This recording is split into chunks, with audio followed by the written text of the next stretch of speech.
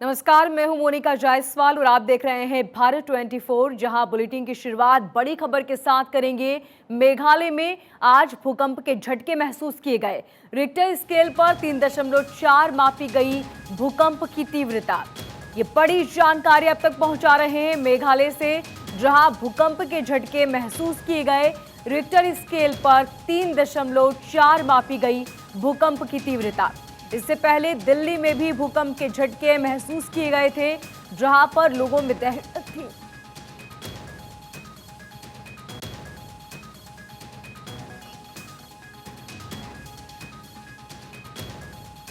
ये बड़ी जानकारी मेघालय से आपको दे रहे हैं, जहां पर भूकंप के झटके महसूस किए गए। लोगों में दहशत, लोगों ने अपने घरों से बाहर निकले।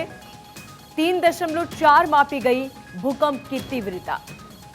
इससे पहले दिल्ली एनसीआर में भी भूकंप के झटके महसूस किए गए थे, जिसका केंद्र नेपाल रहा था।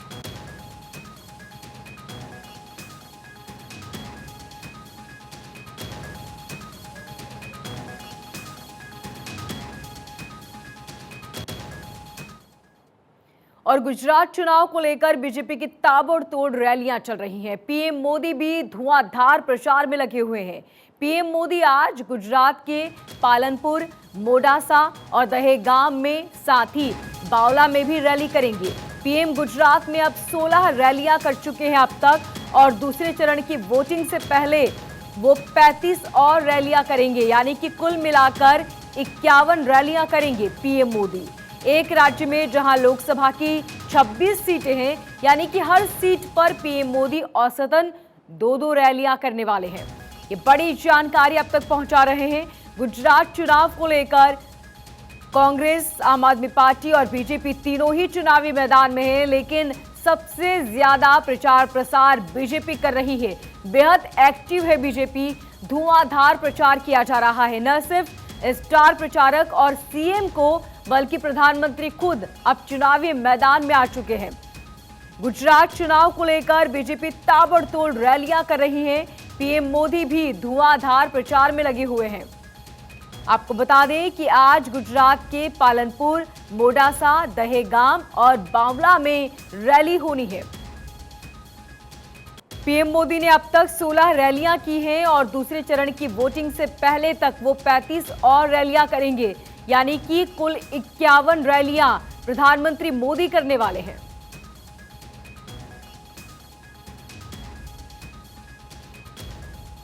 तो मिशन गुजरात पर बीजेपी ताबड़तोड़ चुनावी प्रचार किए जा रहे हैं। आपको बता दें कि एक के बाद एक कई जगह प्रचार प्रसार कर रही है बीजेपी, और सबसे ज्यादा एक्टिव बीजेपी नजर आ रही है। हर एक लोकसभा की 26 सीटें हैं और हर सीट पर प्रधानमंत्री मोदी औसतन 2 रैलियां कर रहे हैं।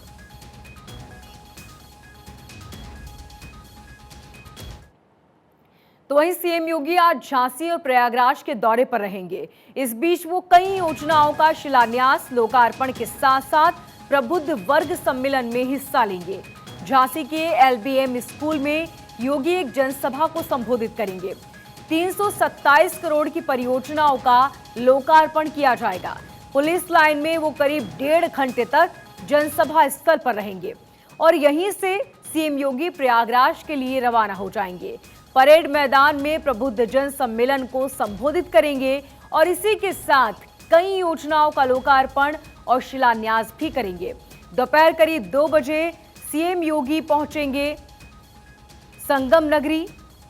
ये पूरा कार्यक्रम आपको बता रहे हैं, जहां पर परेड मैदान में प्रबुद्ध जन सम्मेलन को संबोधित करेंगे। और संगम नगरी में मुख्यमंत्री का ये कार्यक्रम आपको बता रहे हैं, जो 2 बजे से शुरू होगा। कई परियोजनाओं का लोकार्पण और शिलान्यास करेंगे।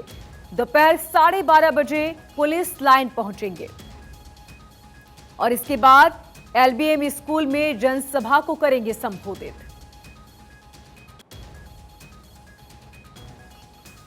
झांसी का कार्यक्रम आपको बता रहे हैं, जहां पर स्कूल में जनसभा को संबोधित करेंगे सीएम योगी। 327 करोड़ रुपए की परियोजनाओं का लोकार्पण भी किया जाएगा। इसी के साथ 10:50 यानी कि लगभग 11:15 बजे पुलिस लाइन पहुंचेंगे सीएम योगी, जहां पर दोपहर 12:30 बजे पुलिस लाइन पहुंचेंगे। ये पूरा कार्यक्रम रहने वाला है। आपको बता दें कि एलबीएम स्कूल में जनसभा को संबोधित करेंगे।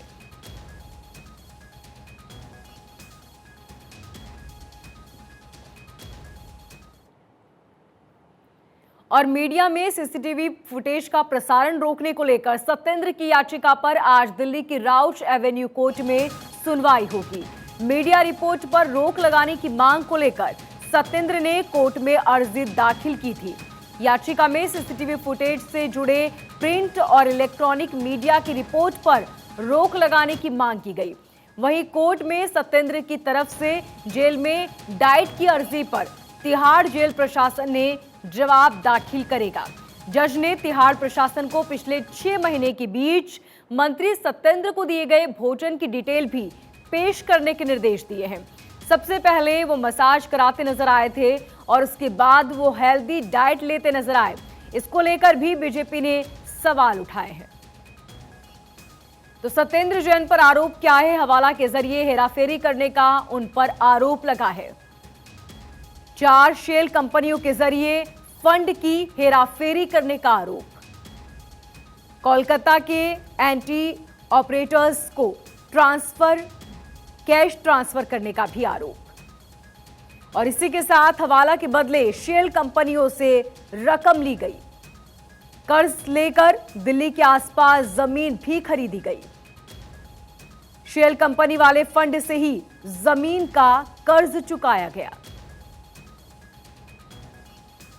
तो ये तमाम वो आरोप जो सत्येंद्र पर लगे हैं जेल के अंदर, उन पर आरोप लगे हैं कि ठग सुकेश से 10 करोड़ रुपए उन्होंने वसूले हैं। जेल में दुष्कर्म के आरोपी से उन्होंने मसाज करवाई और जेल में वीवीआईपी सुविधा मिलने का भी उन पर आरोप लगा है। ये 2 तस्वीरें आपकी टीवी स्क्रीन पर आप देख रहे हैं, जहां एक तरफ उन्होंने मसाज करवाई अपनी और दूसरी तरफ वो होटल का खाना खा रहे हैं जिसमें भरपूर सलाद और काजू बादाम भी हैं।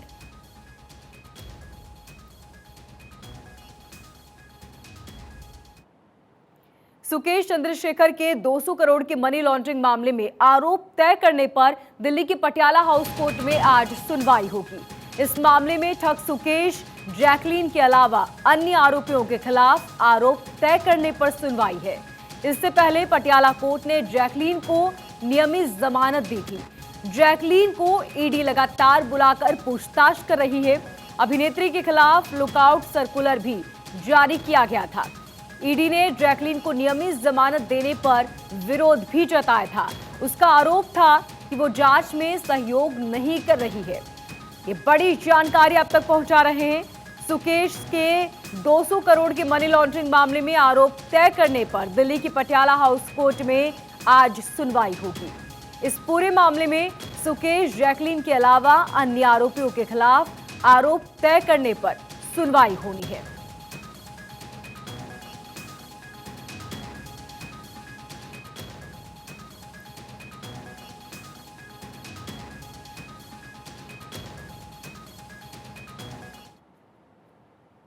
नोटबंदी के खिलाफ दायर आज 58 याचिकाओं पर सुप्रीम कोर्ट में सुनवाई होगी। जस्टिस एस अब्दुल की अध्यक्षता वाली 5 जजों की संविधान पीठ इस याचिका को सुनेगी। पिछली सुनवाई में सुप्रीम कोर्ट ने नोटबंदी पर सरकार के लिए गए फैसले की जानकारी मांगी थी और इस मामले में एक हलफनामा दाखिल करने को कहा था। केंद्र सरकार ने हलफनामा दाखिल कर नोटबंदी का जवाब दिया था।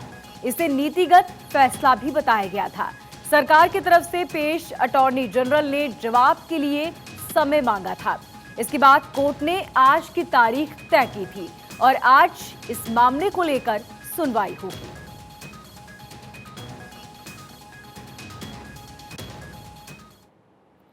और मुंबई के आर्य जंगल में पेड़ों की कटाई पर रोक के मामले में आज सुप्रीम कोर्ट में सुनवाई होगी।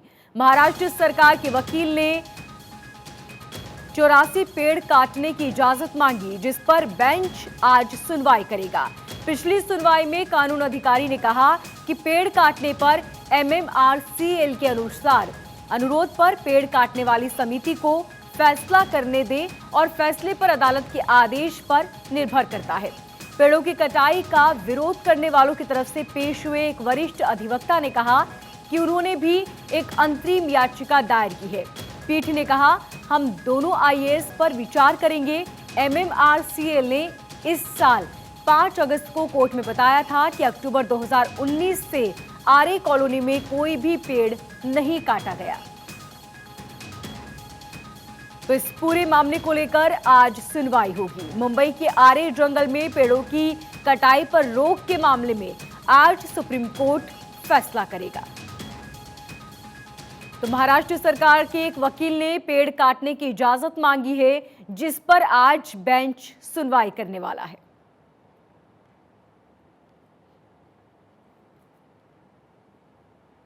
चुनाव आयोग में नियुक्तों की सदस्यों की नियुक्ति में सुधार की मांग को लेकर दायर याचिका पर सुप्रीम कोर्ट की संविधान पीठ में आज सुनवाई होगी।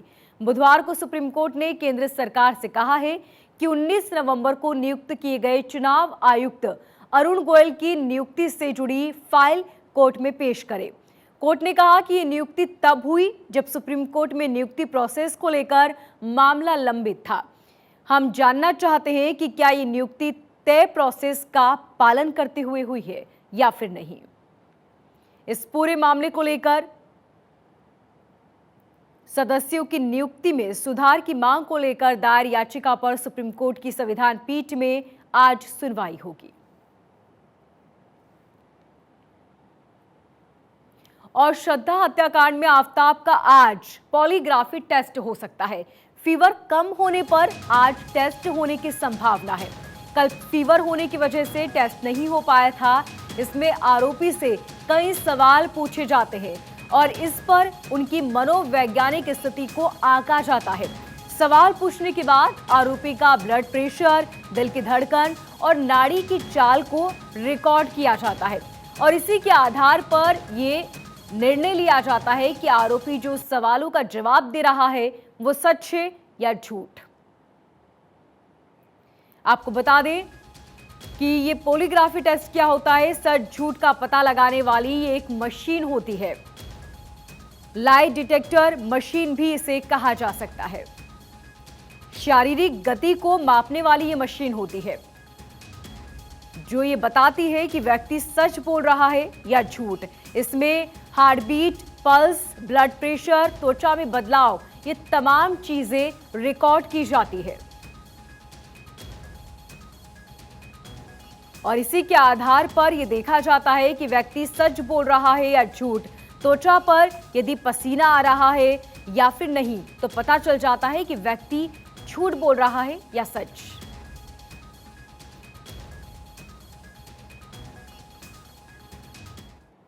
आपको बता दें कि कल आफताब को बुखार था और इसी की वजह से ये टेस्ट नहीं हो पाया था, लेकिन आज बुखार यदि कम होता है तो टेस्ट होने की संभावना है। इस टेस्ट से पता चल जाएगा कि आफताब सच बोल रहा है या झूठ। अब आपको बता दें कि आखिर ये टेस्ट क्या होता है। दरअसल सच झूठ का पता लगाने वाली ये एक मशीन होती है। इसे आप मशीन कह सकते हैं। इसे लाइव डिटेक्टर मशीन भी कहा जाता है। ऐसी मशीन जो पता लगाती है कि आप सच बोल रहे हैं या झूठ। शारीरिक गति को मापने वाली ये मशीन है जो कि बताती है कि आरोपी फिलहाल उसकी बॉडी में किस तरह के बदलाव हो रहे हैं और इन बदलावों के आधार पर हम जान सकते हैं कि आरोपी सच बोल रहा है या नहीं। Heart beat, pulse rate, blood pressure और त्वचा में बदलाव, ये तमाम चीजें इस मशीन के जरिए आकी जाती है और इसके बाद ही ये फैसला लिया जाता है कि आरोपी सच बोल रहा है या नहीं। हार्ट बीट बढ़ने से ये पता चलता है कि आरोपी जो बोल रहा है वो झूठ बोल रहा है। पल्स रेट भी बढ़ जाती है जिससे पता चलता है कि आरोपी फिलहाल घबरा रहा है, यानी जो बोल रहा है उसमें झूठ है। शरीर से पसीना आने लगता है और इसीलिए पता चलता है कि उसमें शारीरिक जो बदलाव आ रहे हैं, हो सकता है वो झूठ बोल रहा। सच बोलने पर सब सामान्य रहता है। हार्ट बीट, ब्लड प्रेशर और शरीर में किसी तरह का पसीना नहीं आता। सारी चीजें यदि सामान्य हैं, इसका मतलब आरोपी सच बोल रहा है। लेकिन यदि बदलाव देखे जाते हैं तो इसका मतलब है कि आरोपी कहीं ना कहीं झूठ बोल रहा है।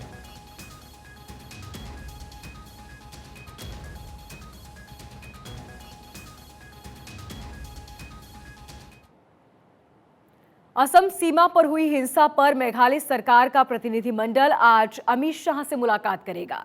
मेघालय के सीएम की अगुवाई में प्रतिनिधिमंडल जांच के लिए सीबीआई या एनआईए की मांग करेगा।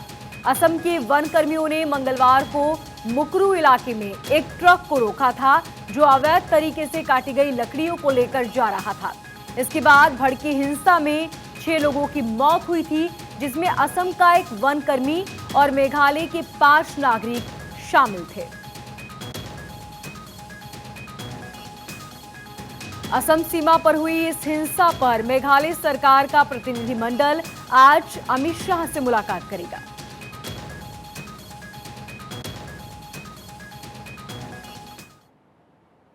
और बिहार में जगदानंद की जगह अब अब्दुल बारी सिद्दीकी आरजेडी के प्रदेश अध्यक्ष बन सकते हैं, जिसकी आज घोषणा हो सकती है।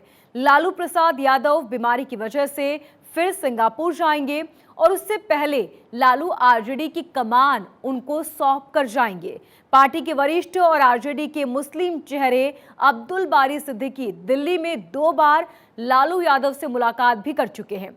वहीं भोला यादव को आरजेडी का महासचिव बनाया जा सकता है। हालांकि इसकी औपचारिक घोषणा होनी अभी बाकी है।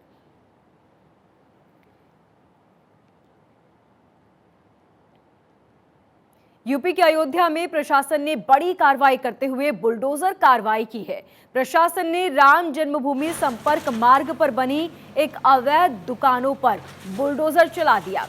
इससे पहले प्रशासन ने दुकानदारों से दुकान खाली करने को कहा था, लेकिन दुकानदारों ने दुकान खाली नहीं की। प्रशासन को उसके बाद मजबूरन ये कार्रवाई करनी पड़ी और प्रशासन ने 36 दुकानों को गिरा दिया।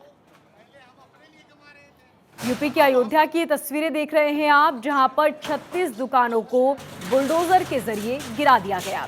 दरअसल ये सभी दुकानें अवैध बनी हुई थी। इससे पहले सूचना भी दी गई, लेकिन किसी भी दुकानदार ने अपनी दुकान खाली नहीं की।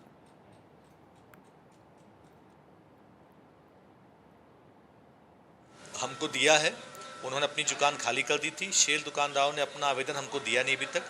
फिर भी चूँकि वो भी हमारे लिए व्यापारी हैं, आज व्यापारी संगठनों से बात हुआ और उनकी दुकान में जो भी उनकी दुकान को वहाँ हटाया जा रहा है और जो उनका सामान यदि दुकान के अंदर रखा हुआ है तो उसको भी हमने आरएम साहब से कहा है कि सुरक्षित उसको व्यापारी वार तो किसी का सामान नष्ट ना हो, उसको व्यापारी वार अपनी कस्टडी में रखें। तो वहीं नोएडा में पुलिस और बदमाशों में मुठभेड़ हुई। पुलिस की गोली लगने से बदमाश घायल हो गया। पुलिस ने बदमाश को गिरफ्तार कर लिया है। ये बड़ी जानकारी अब तक पहुंचा रहे हैं। नोएडा में पुलिस और बदमाशों में मुठभेड़, पुलिस की गोली लगने से बदमाश घायल हुआ और उसे गिरफ्तार कर लिया गया। तस्वीरें आप देख रहे हैं जहां पर पुलिस अधिकारी बदमाश को लेकर जा रहे हैं। आपको बता दें कि पुलिस और बदमाश के बीच मुठभेड़ हुई थी, जिसके बाद पुलिस ने गोली मारी और बदमाश घायल हो गया। इसके बाद आरोपी को गिरफ्तार कर लिया गया।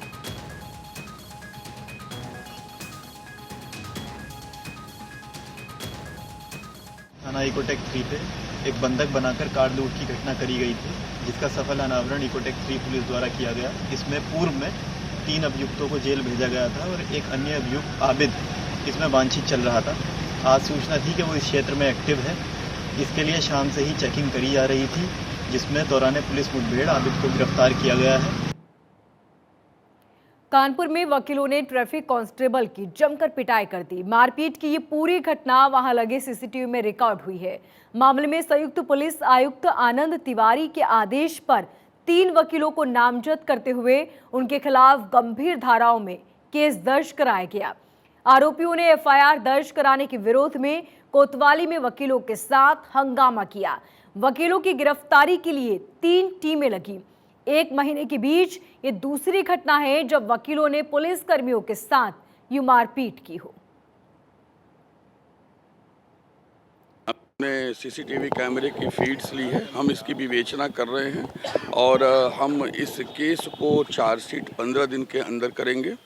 पिछले केस को भी हम चार्जशीट करेंगे और हम सक्षम न्यायालय से, माननीय न्यायालय से अनुरोध करेंगे कि इस प्रकार के सभी केसेस को फास्ट ट्रैक अलग से चलाया जाए। और आइए अब सुपरफास्ट की ओर रुख करते हैं। गुजरात मिशन पर पीएम मोदी पालनपुर, दहेगाम, बावला में करेंगे रैली। कमल को वोट देने की जनता से करेंगे अपील। गोवा में रोजगार मेले को संबोधित करेंगे पीएम मोदी। कार्यक्रम को वर्चुअली संबोधित करेंगे मोदी। चयनित युवाओं को नियुक्ति पत्र भी दिए जाएंगे। सीएम योगी का झांसी दौरा आज। झांसी के एलबीएम स्कूल में जनसभा को करेंगे संबोधित। कई परियोजनाओं का करेंगे लोकार्पण और शिलान्यास। सीएम योगी आज संगम नगरी प्रयागराज का दौरा भी करेंगे। सीएम को ले तैयारी पूरी कर ली गई है। प्रबुद्ध जन सम्मेलन को भी करेंगे संबोधित। कई परियोजनाओं का करेंगे लोकार्पण और शिलान्यास। असम सीमा पर हिंसा को लेकर मेघालय सरकार का प्रतिनिधिमंडल आज अमित शाह से मुलाकात करेगा। सीबीआई जांच की मांग होगी। बजट की तैयारियों को लेकर आज सेवा क्षेत्र और व्यापार संस्थाओं के प्रतिनिधिमंडल से मुलाकात। वित्त मंत्री निर्मला सीतारमण प्रतिनिधि और अर्थशास्त्रियों के साथ 28 नवंबर को बजट और पूर्ण बैठक। राहुल गांधी आज टाटिया मामा की जन्मस्थली पर आदिवासियों को करेंगे संबोधित। प्रियंका गांधी वाड्रा भारत जोड़ो यात्रा में होंगी शामिल। पति रॉबर्ट वाड्रा और बेटे के साथ 24 और 25 नवंबर को राहुल गांधी के साथ चलेंगी प्रियंका। मीडिया में सीसीटीवी फुटेज का प्रसारण रोकने को लेकर सत्येंद्र की याचिका पर सुनवाई आज। सत्येंद्र ने राउट एवेन्यू कोर्ट में दायर की है अर्जी। जगदानंद की जगह अब्दुल बारी सिद्दीकी बनेंगे आरजेडी प्रदेश अध्यक्ष। आज हो सकती है घोषणा। देश में हिजाब विवाद और यूसीसी विवाद के बीच उत्तराखंड के मदरसों में ड्रेस कोड लागू होगा। एनसीईआरटी की किताब पढ़ने के बाद मदरसे छात्रों को दी जाएगी। कर्नाटक के पूर्व सीएम कुमारस्वामी ने माफी मांगी। कांग्रेस नेता के लिए कहे थे अपशब्द। ओडिशा के मुख्यमंत्री नवीन पटनायक ने पूर्व मुख्यमंत्री को उनकी जयंती पर श्रद्धांजलि अर्पित की। भोपाल सांसद प्रज्ञा ठाकुर का बयान। कहा हिंदू लड़कियों को हिंदू लड़कों से ही शादी करनी चाहिए। श्रद्धा हत्याकांड पर भी बयान दिया। बीजेपी के राष्ट्रीय महासचिव अरुण सिंह का बयान। राहुल गांधी पर साधा निशाना। कहा पदयात्रा से कोई असर नहीं होने वाला। गुजरात में बीजेपी एक तरफा जीत हासिल करेगी। पूर्व मुख्यमंत्री और एआईएडीएमके नेता का बयान। कहा जरूरत पड़ी तो मैं भी राज्यपाल से मिलूंगा। विपक्ष के नेता ने राज्यपाल को ज्ञापन दिया। असम के कामरूप जिले में 400वीं जयंती। असम में नौका दौड़ प्रतियोगिता का आयोजन किया गया। 4 बोट रेसिंग टीमों ने हिस्सा लिया। सीएम अरविंद केजरीवाल से नाराज। दिल्ली के सनातन धर्म मंदिर में पुजारी मंदिर में सीएम अरविंद केजरीवाल और आम आदमी पार्टी के नेताओं का प्रवेश वर्जित के होर्डिंग्स लगाए। केजरीवाल के खिलाफ नाराजगी जाहिर की। दिल्ली एम्स का सर्वर डाउन। हैकिंग की जताई जा रही आशंका। मरीजों को हो रही परेशानी। यूपी के मुरादाबाद में लव जिहाद के आरोपी को भीड़ ने जमकर पीटा। नाम बदलकर हिंदू लड़की को फंसाने के आरोप में सभी ने पीटा।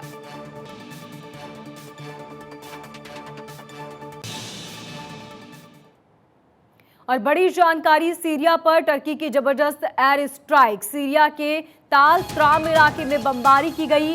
टर्की एयरफोर्स ने एयरबेस पर बम गिराए। पहले रशियन आर्मी इस्तेमाल करती थी एयरबेस। ये बड़ी जानकारी अब तक पहुंचा रहे हैं। तस्वीरें आप देख सकते हैं। सीरिया पर टर्की की जबरदस्त एयर स्ट्राइक और सीरिया के ताल त्राम इलाके में ये बमबारी की गई। टर्की एयरफोर्स ने एयरबेस पर बम गिराए। पहले रशियन आर्मी एयरबेस का इस्तेमाल करती थी, लेकिन अब यहां पर एयरबेस का इस्तेमाल किया है टर्की एयरफोर्स ने। ये तस्वीरें आप देख रहे हैं जहां पर बम गिरने के बाद आगजनी हुई। इस बुलेटिन में फिलहाल इतना ही। तमाम खबरों के लिए देखते रहिए भारत 24।